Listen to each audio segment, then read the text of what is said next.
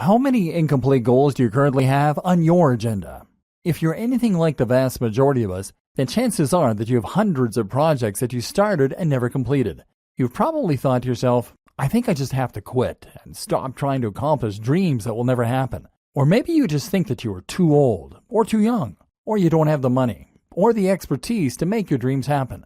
But I'm here to tell you that the reason you don't achieve your dreams has nothing to do with them being unreachable. The problem is you still don't know how to choose good goals and set a proper action plan.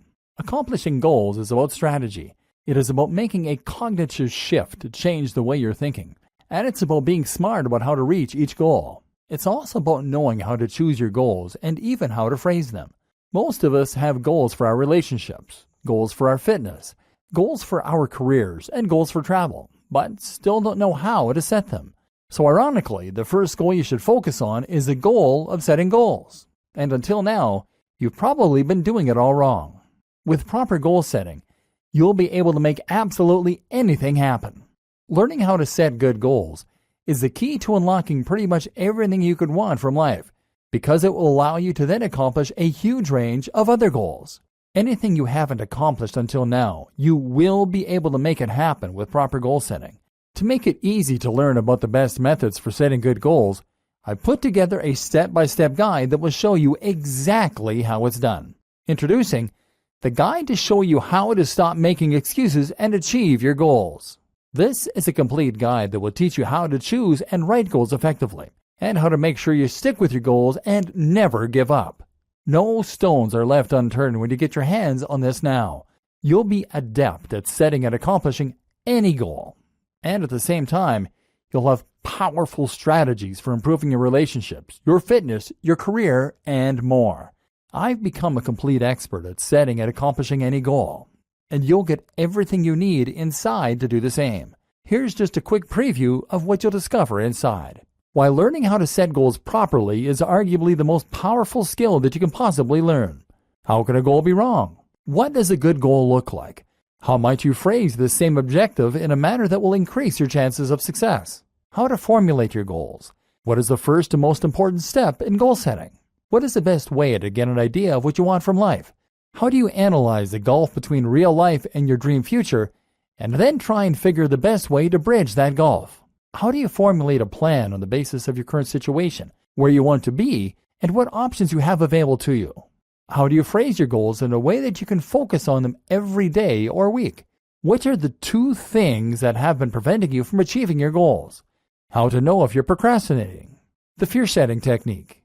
How to apply the good goal-setting principles to getting into awesome shape. Some ways to apply the good goal-setting principles to making progress in your career. The path of least resistance. The fail-fast model. How to make your relationship goals happen. Creating a proven action plan for dating. How to make your travel goals happen. Alternative travel strategies. Plus, a whole lot more. This is the easiest way to actually live the life of your dreams. That sounds like exactly what you want, but maybe your question is, how much? If you're going to hire a goal-setting expert to show you how to make things happen in your life, you could easily find yourself investing hundreds of dollars in this sort of coaching. In fact, many people invest thousands of dollars to go on retreats and attend seminars that reveal how to identify the direction you want in your life and how to set the proper goals to get there. But you don't have to invest anywhere near that today. And it just keeps getting better.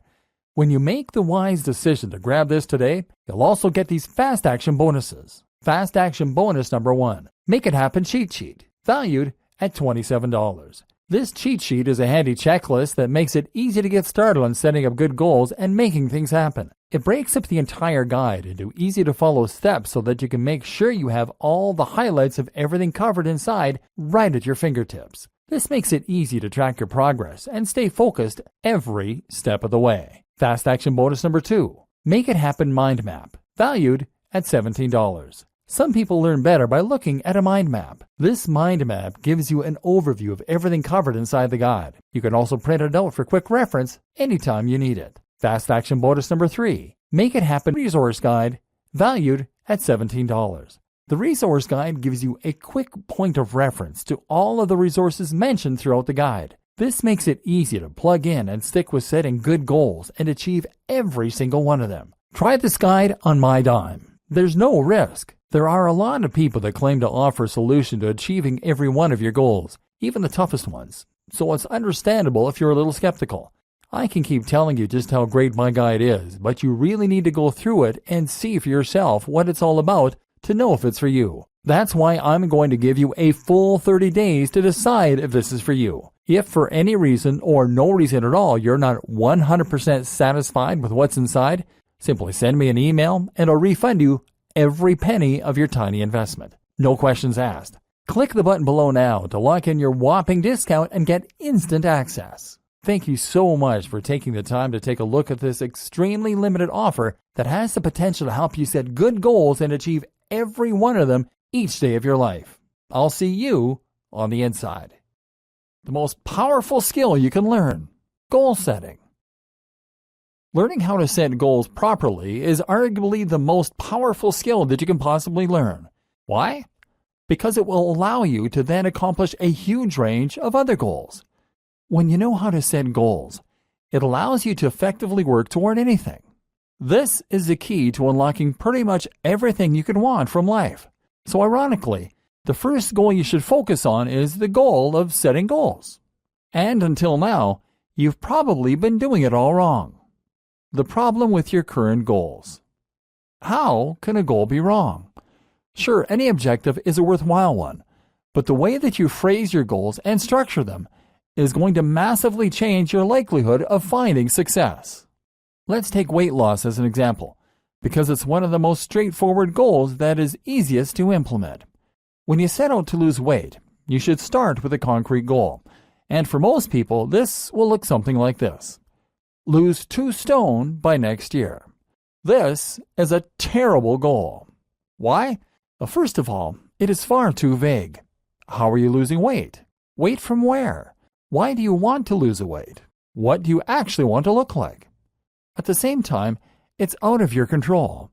Even if you are completely committed to your goal, you may find that outside forces prevent you from being successful. Maybe you get ill. Maybe you accidentally follow the wrong program. Maybe it turns out you have a bad metabolism. Finally, the goal is too far in the future. If your goal is to lose weight by next year, that then essentially gives you a license to procrastinate. The target is so far away that you indulge yourself in a little overeating, or put off exercise for a while and not worry about it until next month. 6 months pass and you realize you're actually further from your goal. And because it's too late, you're likely to just give up at this point. Not a good goal. What good goals look like? So what does a good goal look like? How might you phrase this same objective in a manner that will increase your chances of success? The first thing to do is to focus on things that are immediately within your control and that are not influenced by outside factors at all. These goals should be things that you can accomplish in a guaranteed manner and that you will be immediately graded on a pass-fail basis. So for instance, instead of aiming to lose 2 stone by next year, you would use this goal: I will work out 3 times a week every week for at least 15 minutes. Now that is a goal that you can aim for. Regardless of your metabolism, or of injury, or of any other outside factor, this is a goal that you can accomplish. It also means you can't put off the goal, and it means you'll never reach that disappointing point where you can no longer stand any chance of completing it. And at any point in your life, there is no reason that you can't set out to accomplish this goal and expect to be successful. But by focusing on this small, short-term goal, you will then find that the long-term goal of losing the weight takes care of itself. How to formulate your goals. But that doesn't mean that any short-term goal that is binary in nature is going to cut it. First of all, you need to know what you want and make sure that the goal you are setting for yourself is going to help you get there. You need your goals to be intrinsically motivating, and that means that you have to feel truly passionate about them. It's only by following a goal you really feel excited about that you will find you have the energy and motivation to keep going. Working out for 15 minutes a day is an effective goal because it is sure to take you closer to your broader goal of losing weight. By keeping that end goal in mind, you should stand a better chance of staying motivated to work out, even when you're feeling tired or when you're feeling low on willpower. And you shouldn't just be aiming to lose weight either. Instead, you should have a more concrete vision of what this entails. Do you want to be thinner? Do you want to be more muscular? Why do you want that thing? Is it so that you will be more attractive to the opposite sex? Or because you want more energy? Be honest with yourself and listen to that drive inside that is pushing you toward the goal you want to accomplish. If your goal is to make money, then try to focus on what the emotional hook is that is making you want that money. It likely boils down to more than cash. Maybe it's status you really want, power, confidence, freedom. Only by really understanding the true nature of your own dreams can you A, take the fastest route to accomplishing them, and B, maintain the drive and motivation you're going to need to get there.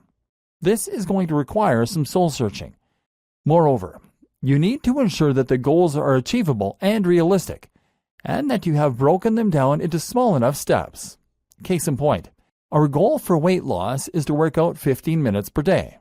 That's a tiny amount, but it works because it's achievable and realistic. If you make your goal harder, such as working out for an hour a day, then you're going to find you're quickly disappointed when you can't find the time or the energy. You'll put off the exercise and make excuses. The best part about training for just 15 minutes is that once you start, you'll often find you go for longer. Put it this way, it's much better to have a small, easy-to-accomplish goal and stick with it than it is to have a massive, life-changing goal that you can't manage. But of course, if you're making your goal smaller, that means that it will take you longer to reach the eventual destination you're gunning for. This is not a problem. This is just another thing you need to accept if you want to accomplish anything. Things worth having take time. Take small, steady steps and enjoy the journey. The formula: how to structure goals and make your plan. Now you know the basis of what makes a great goal. It's time to actually start building these kinds of goals for yourself. Later, we'll be applying this same formula to different areas of your life so that you can start going after a better body, better salary, and better love life. But in each instance, we'll be reapplying this same strategy. Step 1. Visualization. The first and most important step is to visualize what you want and to really understand what you want.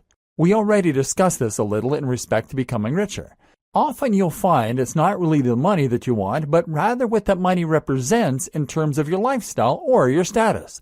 The same goes for being fit. It's not enough to want to be thinner or healthier. You need to understand your own motivations for wanting that. Do you want to feel more physically capable? Perhaps become a professional athlete? Do you want to prevent the deterioration that many experience as they age? Do you want to look amazing so that you can be more successful with the opposite sex?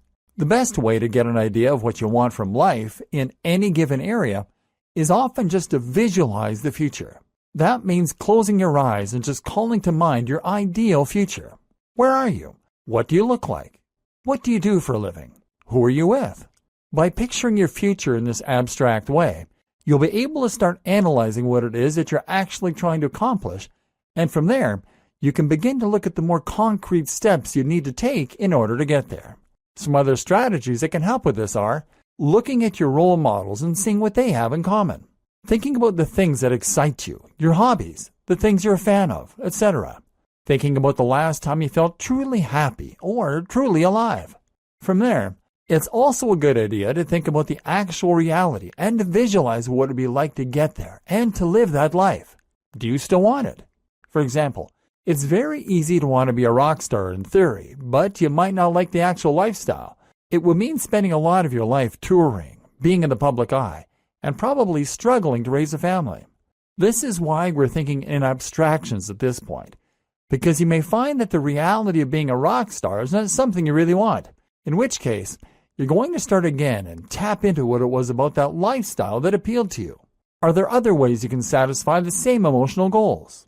If you want to be recognized for your music, then you could try playing an instrument on YouTube or Bandcamp.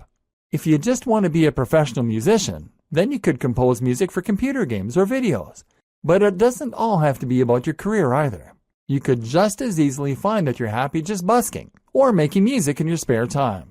Getting to the core of what you want like this can also help you to overcome impossible odds. If you want to be an astronaut, for example, then you might have to come to terms with the fact that you are too old and it's now unlikely to ever happen. But ask yourself why that appeals to you on an emotional level. Maybe it comes down to your love of space, in which case you might be equally satisfied by being an astronomer. Maybe it comes down to your love of exploration and discovery, in which case you could be an explorer or maybe just a researcher. Step 2. Assess your situation honestly and thoroughly. The next crucial step is to assess your current situation versus the ideal one that you have visualized. This is where you're going to analyze the gulf between real life and your dream future, and then try and find what the best way to bridge that gulf is. Making an honest appraisal of your current situation is a very important way to assess your current position and to thereby get an idea of your strengths and weaknesses. And in particular, you need to think about what advantages you have, what networks, what contacts, and what opportunities. You may feel that you have none, but that probably means that you just haven't been thorough enough.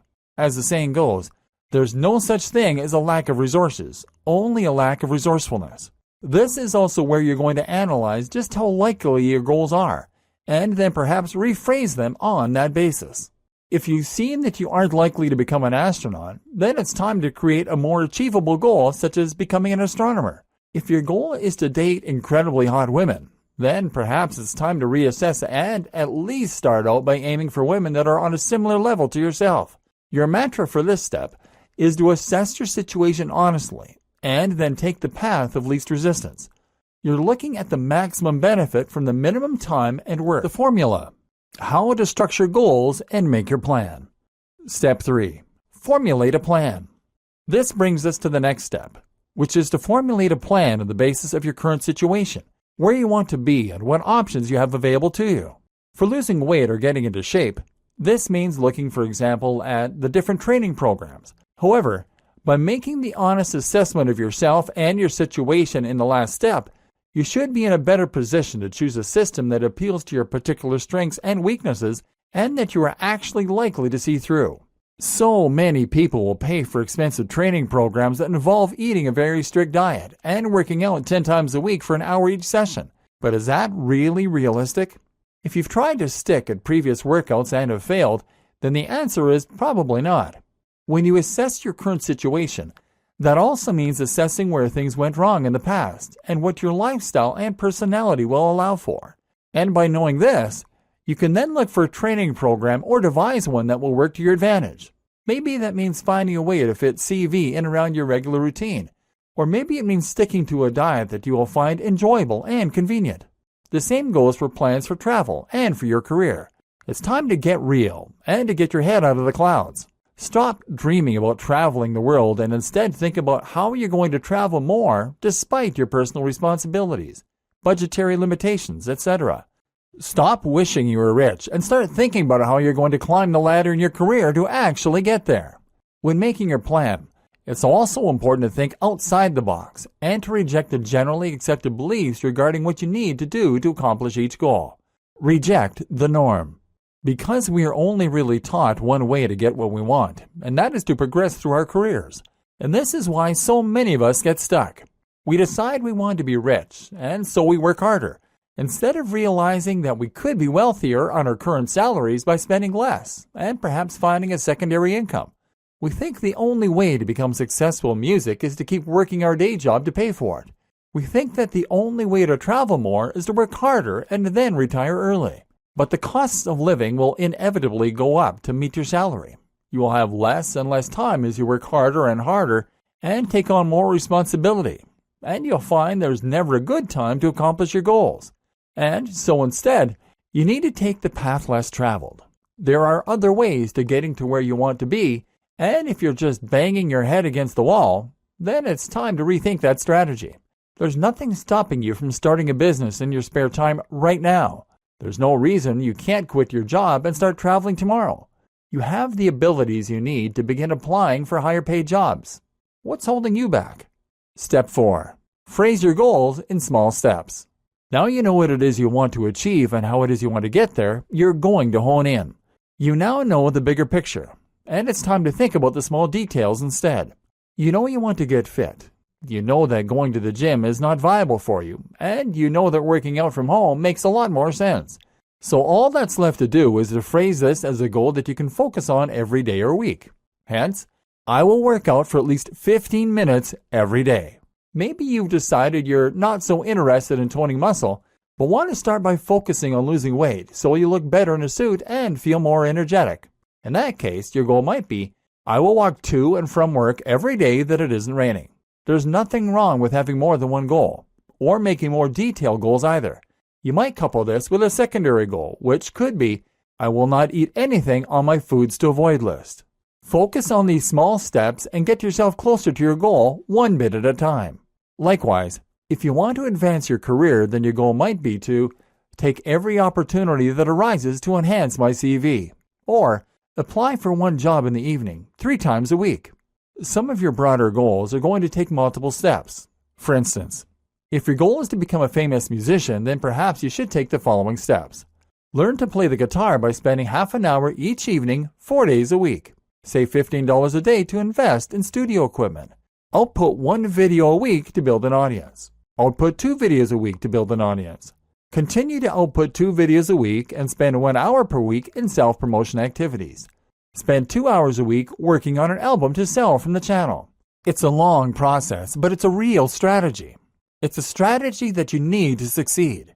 It represents a cognitive shift where you're no longer daydreaming about being a famous rock star, and you're instead looking at concrete, realistic, achievable steps.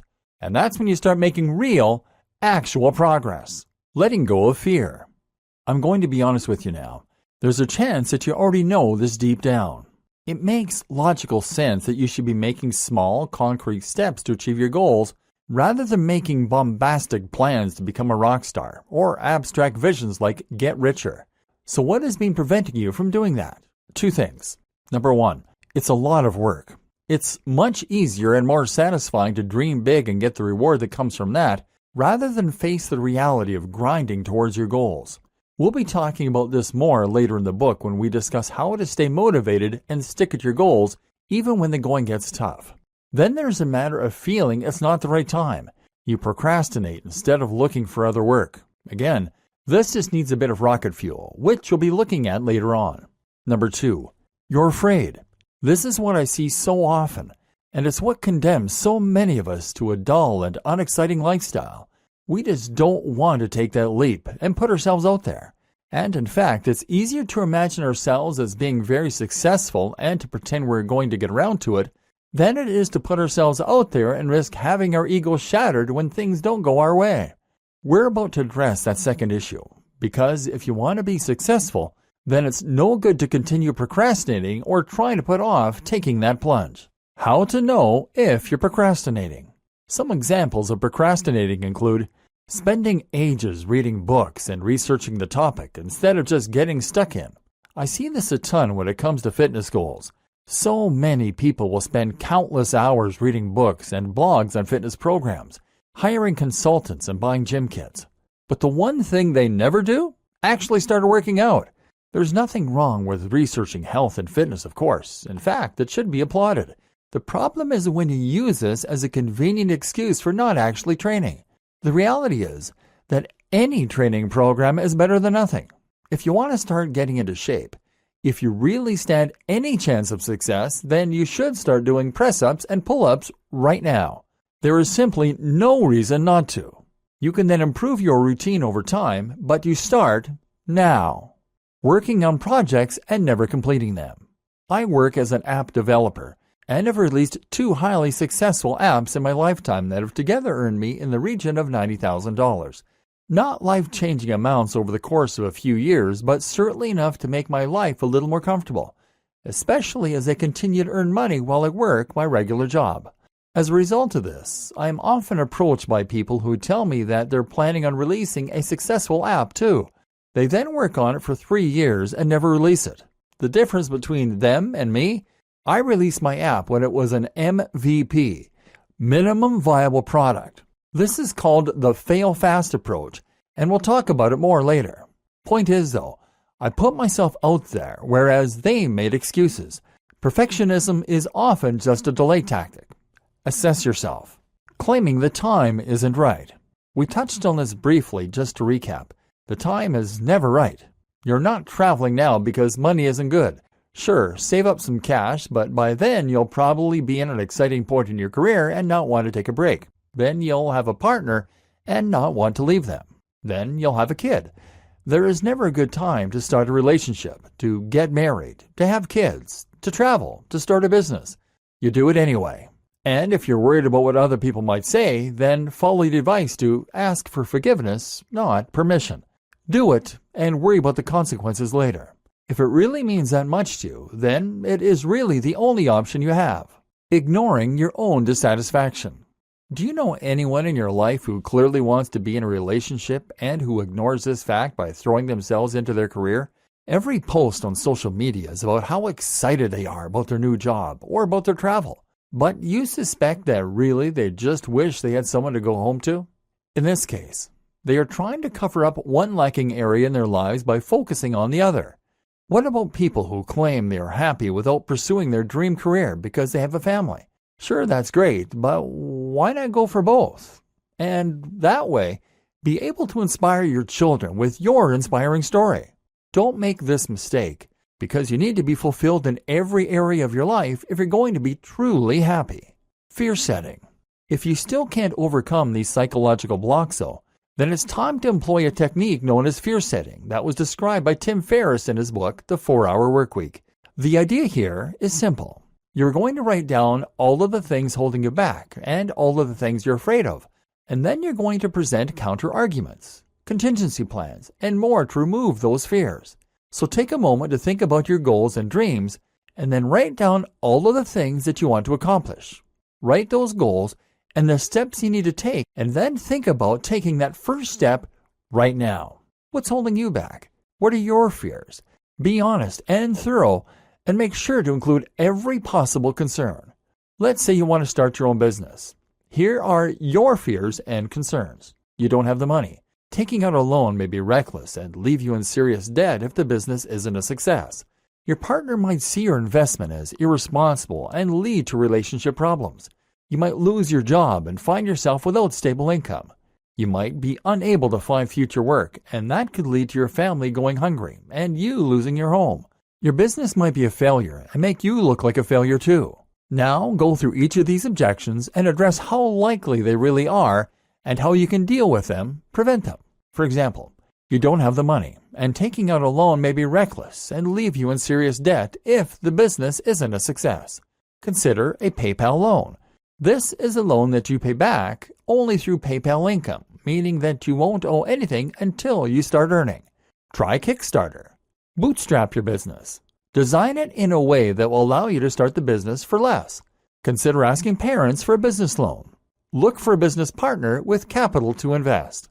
Your partner might see your investment as irresponsible and lead to relationship problems. Your partner is more likely to support you in your ambitions. If you use the above methods, you can demonstrate that you have been sensible and taken every precaution. You can even take out business insurance. Your partner might be able to help you bring in extra income to support your goals. Have a rainy day fund. Explain to them the risks and why it's important to you. You might lose your job and find yourself without stable income. And you might be unable to find future work, and that could lead to your family going hungry and you losing your home. In most cases, you'll find that your employer will offer you your job back if you need it.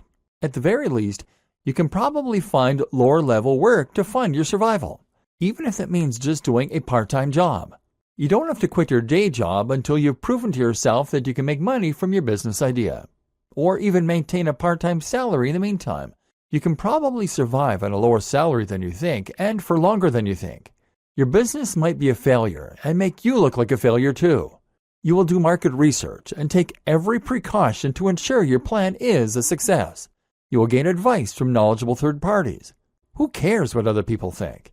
The alternative, never trying to make anything of yourself or pursue your passions, is far worse. Okay, and with that out of the way, now we can start actually making progress in the various areas of your life that you want to improve. How to make your fitness goals happen. We've seen the basics of how to accomplish your general goals. Now it's time to accomplish specific goals. We're going to look at fitness and how you're going to apply the principles we've discussed to getting into awesome shape.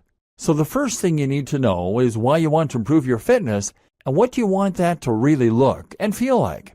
Is your goal to get fitter so you can play sports again? Do you want to look awesome for your own satisfaction? Do you want to be powerful so that you feel more physically intimidating? Do you want to be healthier? or maybe attract members of the opposite sex.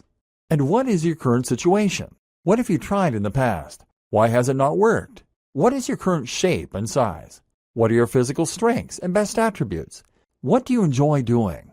How much time do you have? This is all very important because it is going to drastically change the way you go about accomplishing your objectives. For example, if you are a man and your goal is to be more physically intimidating, then you might decide that it makes the most sense to bulk. This means adding the most mass possible in the shortest amount of time in order to become a tank. It involves eating a ton of calories and even more protein, resting a lot, and lifting heavy weights. On the other hand, if you want to become toned and lean to attract women, then you are going to want to eat less and get more aerobic exercise such as walking, running, skipping, etc. You also need to think about the exercise that you enjoy doing, the exercise that is practical to work into your routine, any physical limitations such as illnesses or joint problems, etc. How to set and stick to realistic goals. One of the most important considerations when coming up with a training program is making it fit into your routine. Think about when you have time free, how your energy levels are at different points during the day, and what you can do to capitalize on the moments in your routine that are free for training, etc. Fitting it in. One of the best ways to lose weight, for example, is to walk more. Walking is ideal because it burns a good number of calories without exhausting you or making you sweaty.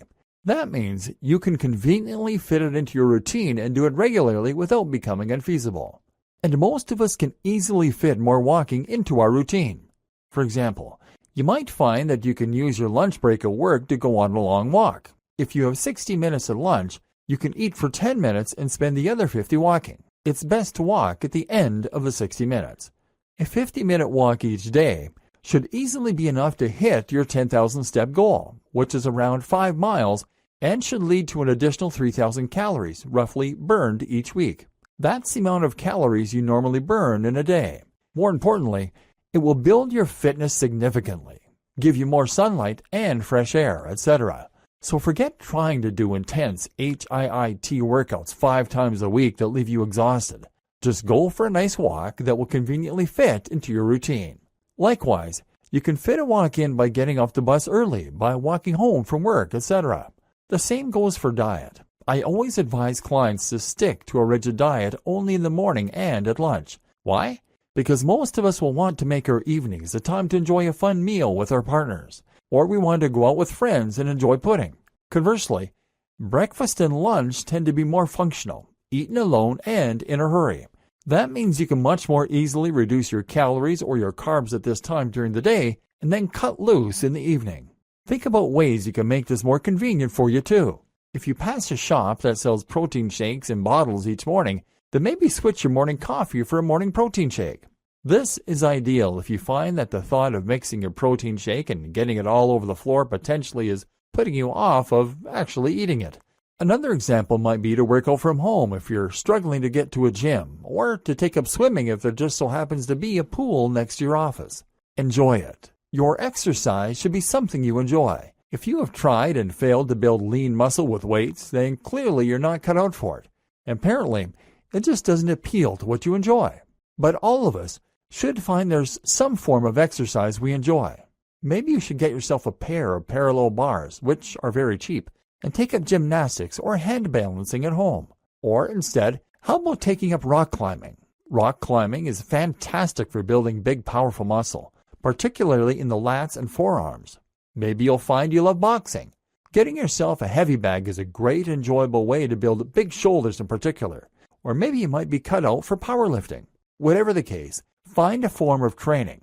That is what all the most powerful people with the most incredible physiques have in common. They don't just love being big, they love getting big. They eat, sleep, and dream the gym, and they love everything from the feeling of the chalk in their hands to hanging out with their other swole people. You need to discover that passion, not just for the end destination, but for the journey to get there. Play to your strengths. Some people are ectomorphs naturally. Some are endomorphs. This determines whether you're a big, bulky type or a lean, hard gainer. Where possible, try to align your goals to your natural strengths. Remember step 2? So for example, if you're an endomorph, then you can focus on becoming a massively powerful Hulk. If you're an ectomorph, then why not go for the lean look that a lot of people love? There's nothing wrong with chasing after the harder dream, of course, but if you're flexible, shoot for the one that you're already gifted in. That way, the results will come faster, and you'll find it more intrinsically rewarding more quickly. Another tip is to find role models that are similar to you. Look for people who started in your situation, people who have body types similar to your own, but who have made the very most of them. Those are the people to listen to when it comes to training advice, because they've worked with most likely a similar genetic starting point and similar set of circumstances in life to begin with. Take it slow. Remember what we said in the earlier videos? A good goal for fitness should involve working out for 15 minutes, maybe even 10 minutes. Don't come up with insane strategies that involve training twice a day, or you'll find that you gain muscle more quickly and lose it quickly. Be willing to see small improvements over time so you don't burn out.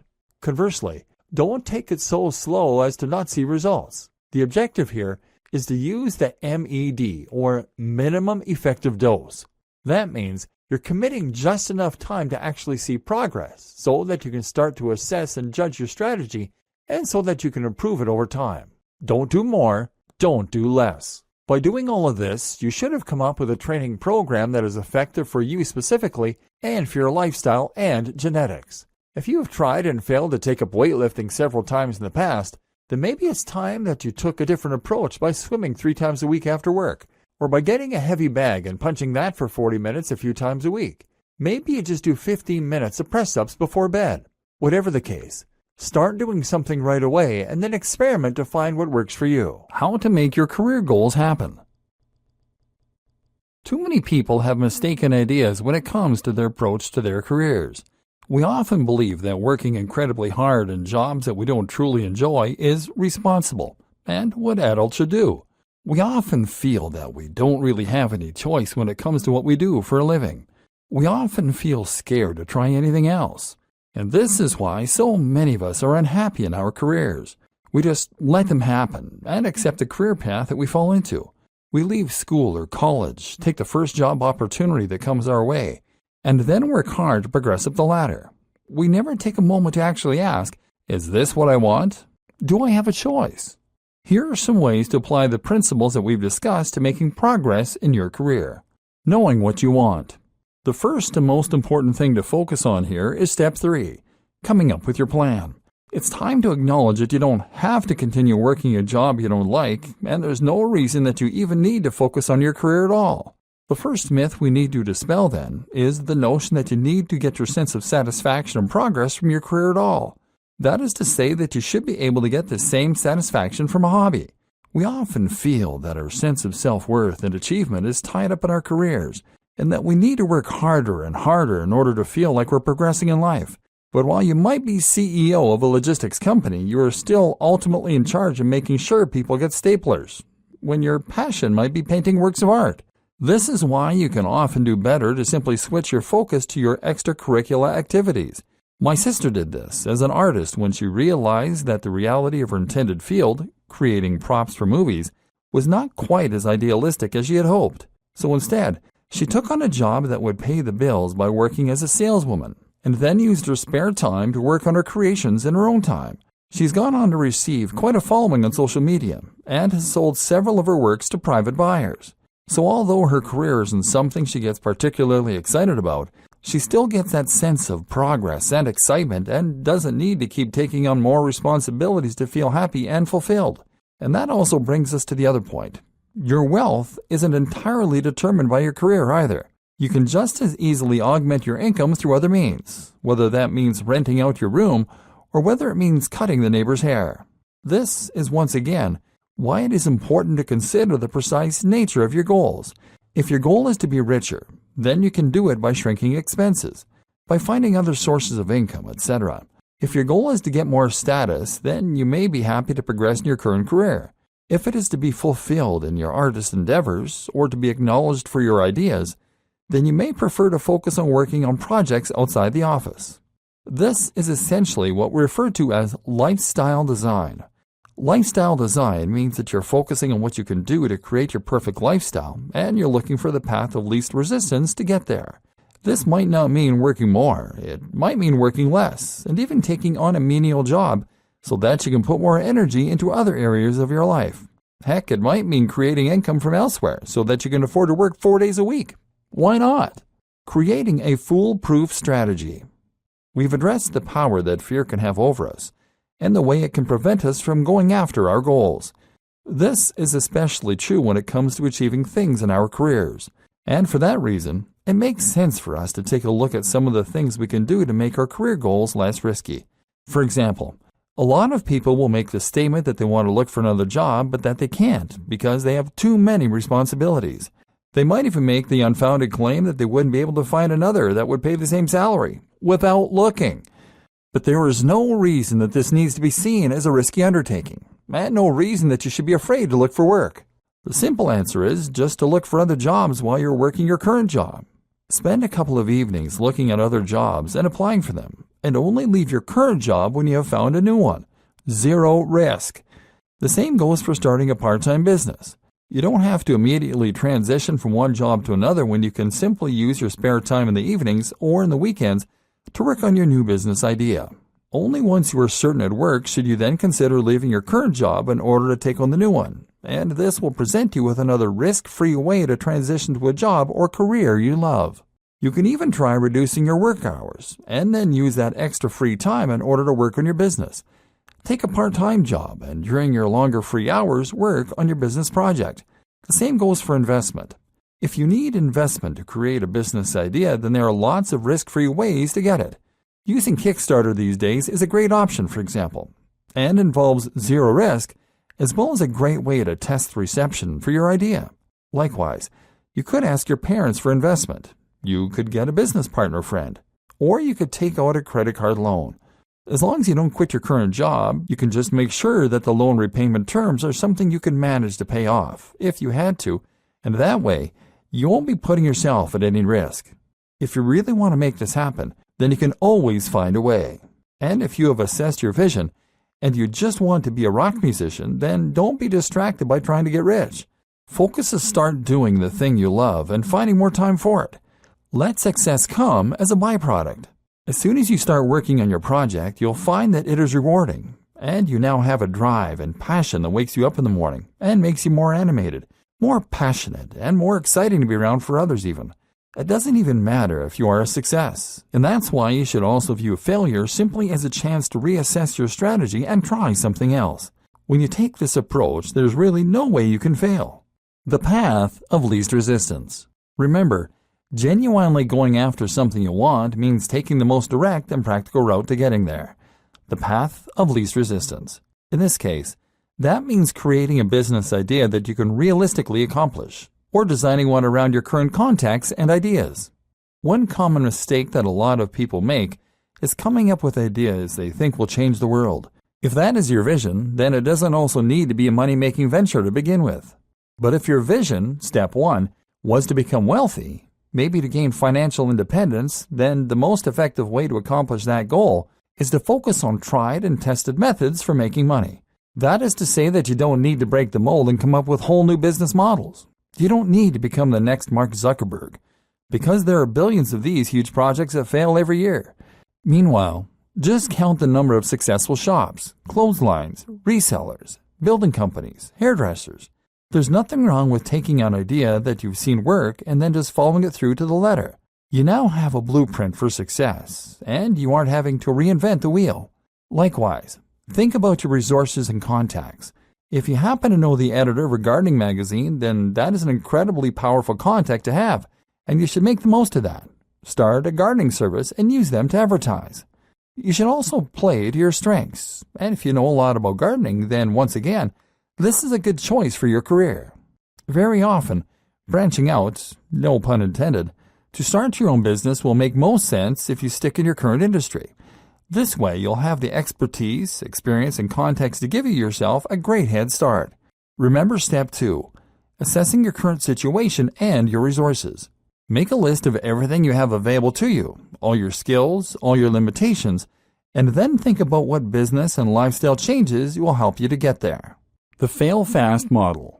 Remember when we discussed how fear could hold some people back, and one way this presented itself was when someone would work on perfecting their product without actually releasing anything? Not only is this a blatant delay tactic, but it also means that if you eventually do release your product, you risk suffering a devastating defeat if it doesn't go to plan. This happened to a friend of mine who had an idea for a business and then spent the next 3 years perfecting it. He trademarked the business name, took on a legal advisor, even paid for an expensive launch party, all for what essentially amounted to a website. He tested the site in every browser and every display size meticulously. He conducted copious amounts of market research, and he paid for tons of server space and bandwidth, ready to cope with the inevitable huge amounts of traffic. But his upfront and ongoing costs were so high that he went bankrupt almost immediately. The opposite approach is the fail-fast model. If you have an idea for a business, then you should create an MVP or minimum viable product. This is the most basic, affordable, and easy version of your product or service that you can release to the market immediately. That way, you can now test market response to it without having invested lots of your time and money into it. You throw lots of ideas at the wall, quickly putting together something that works. If the idea is successful, you can then invest time and money into it. If it isn't, you iterate. Learn from your mistakes and move on. How to make your relationship goals happen. Relationships are something we often don't think of as goals, but they are in precisely the same way as any other. Maybe you're single and you want to be in a relationship. Maybe you're in a relationship and want to make it better. Maybe you just want more success with the opposite sex. These are all worthwhile goals, and all of them can be subjected to the precise same strategy that we looked at before. Taking stock. Here, though, perhaps the most important aspect to look at is step 2, appraisal. You need to really take the time to assess the current state of your relationships and of yourself, and then to work on moving forward and improving those areas of your life. This starts by looking honestly at your current relationship. A lot of people remain in unhappy relationships because they can't face admitting to themselves that things aren't perfect, perhaps because they have a child or a house together, perhaps because they love their partner.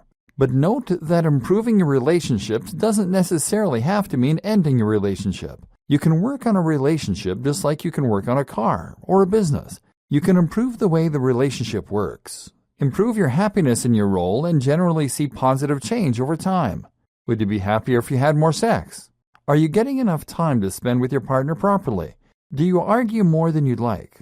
Sometimes, it's just a case of making some simple changes which can help you to improve on those areas, and your relationship will be better for it. Don't live in denial. Likewise, if you currently aren't having any success with approaching people, or if you're single and you don't want to be, then you maybe need to address certain aspects of your game in order to change how you're coming across. This is a skill that can be learned like any other, and often it comes down to appearing confident and presenting yourself well. If you can do that without coming across as arrogant, then you will have much better luck approaching people. Often people who never have any success in dating are portraying themselves in the wrong way. Maybe you're too shy to approach women, men, and this means that you never get to choose who you date. Maybe it's a confidence issue, and you feel that you can't approach them without being rejected. Or perhaps you approach, but you are coming across sleazy, awkward, or generally unattractive. Create a plan for dating. The aim is to look confident, successful, and likable. This sends a powerful and strong signal that others respond to as meaning that you're likely to be a great catch. In other words, if you are projecting yourself as being very confident, then others will assume you have good reason to be. This speaks to our evolutionary imperative, to go after people who are of a higher status than us, people who will provide good genetic material for our offspring, or people who have resources. And this is where we can employ step 3, creating a foolproof and non-conventional plan to achieve that. For example, head to a bar with some friends, chat with them, and have some drinks. Try to appear like a fun group to spend time with. While you're there, scout out the room. Look for women, men who are within your reach. In other words, look for people who aren't too far out of your league. But don't be afraid to punch above your weight. If you see someone you like, shoot them a smile. If they are at all interested, they'll smile back. This immediately helps you to remove any risk of being rejected. If they're not interested, they won't look back, and you'll just divert your attention elsewhere. If the person you spot is really keen, they might even take the initiative and head over. If not, you head over to them. Now, crucially, don't focus in on the person you like, but rather introduce yourself to the group and let your two groups mingle. This is your chance to demonstrate that you are fun, outgoing, likable, and confident. You are displaying alpha male-female behavior and making yourself the center of attention. What's more is that you're demonstrating that you are popular as you have a group of friends and that you get on with their friends. And what you're also doing is showing that you might not be interested in them at all, which makes you much more desirable. If things go well, then you can offer the person you're interested in a drink. This sends a clear signal without saying as much. And if they come with you, that's your chance to get them alone. If they said yes to the drink, then you can ask them to dance, again without losing face if they say no. This plan relies on a couple more factors, all of which are within your control. You need a group of friends to help you, for instance, and you need the confidence to approach a group and to make yourself the center of attention. This takes practice, and that can be your short-term goal. Practicing this technique until it comes as second nature, and you really do feel confident and charming around members of the opposite sex. Knowing what you want. Again, though, it is important to take into account step 1 here, knowing precisely what it is which you want. It is crucial that you are approaching the right type of partner and that you are sending the right signal. It is a very different set of tools and approach that you need if you want to approach people for one-night stands versus approaching people that you want to have a long-term relationship with.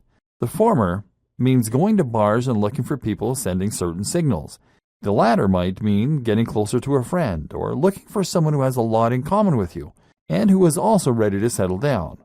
If you want to play the field, then you might consider using sites like Tinder. How to make your travel goals happen. What about travel goals? What if your goal is to see the world? Again, we apply our steps, which means we look at the kind of travel that we want to accomplish, then work out a way to make it happen that is feasible considering our specific circumstances. So we start again with visualization. Picture the type of traveling you want to do. Know what it is you want to get from your traveling, and think about the different ways you can accomplish those broader goals. Then look at your circumstances. What is holding you back? Budgetary constraints? Family responsibilities? Fear? Then make your plan based on this information and break it into small steps. Again, this might mean thinking outside the box and taking the non-obvious route to success. You don't necessarily have to take the obvious route by taking a gap year and traveling to various far-flung reaches of the globe. Perhaps you don't have the time or budget for that and would get just as much from traveling more locally. There are some incredible things to see and do in the U.S. if you're in America, or if you're in Europe, then you have the whole of the EU on your doorstep. This can present just as much adventure and variety, and even if it's not exactly what you initially thought, it's still going to scratch that itch and that need for exploration and discovery. Or how about just going for shorter time? You can have a truly life-changing experience in just 3 or even 2 months, and you're much more likely to get a sabbatical lasting that long and be able to save the money. You can even change your strategy entirely and try taking lots of very small trips throughout the year. This might also be something that is easier to convince a partner of versus going traveling for months at a time. Money-wise, you might be surprised at how little you need to travel if you go during non-peak seasons, if you stay on people's couches, or if you use Airbnb. This means that you can earn a little money online to fund your travels. Or how about asking your current job if you can be sent abroad? If the business has branches all around the world, this may very well be viable. Likewise, there might be a role that involves travel, or you could just apply for a job that involves travel. That way, you travel while earning money and have a good explanation for your other half. And there's no reason you can't take your partner with you either, of course. Conclusions. There are many more types of goals that you might choose to pursue, and where you might choose to use this formula. For example, you might have goals that pertain to your finances alone, maybe to your property, maybe to your social life. Perhaps your goal is purely to learn a particular hobby, or to improve the way you dress. The whole point of this system is that it can be applied anywhere, and when you do that, it will help you to really understand what it is you want, and to make those aims concrete and tangible. This takes them from being dreams that you end up putting off forever and turns them into a series of steps you can use to make that happen. Sometimes this might mean reassessing your goals to make them that bit more achievable. But if you're smart about this, they won't be any less rewarding. Maybe you can't be the next Brad Pitt or Angelina Jolie, but there's no reason you can't start playing bit parts in movies if you think about how to structure your life around auditions. It's about knowing what you want and then assessing the quickest way to get as close to that ideal as possible. And as soon as you start trying, life becomes a whole lot more rewarding and amazing. It's time to stop dreaming and start doing. It's time to make it happen.